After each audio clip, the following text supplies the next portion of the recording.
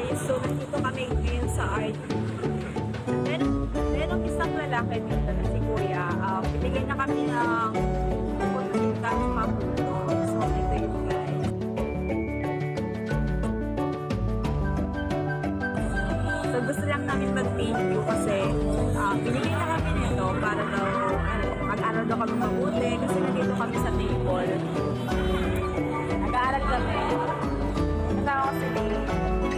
Tapos si Kuya nandun sa labas. So nagtitinda siya guys.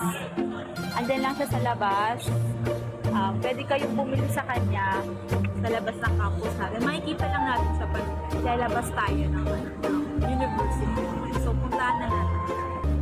Hello Kuya. Thank you po. Nagbablog din mo ako. Hello po. Ano yung ano mo? Ito ko yung tanong sa akin. Thank you po. Binigyan niyo po ako ng konsinta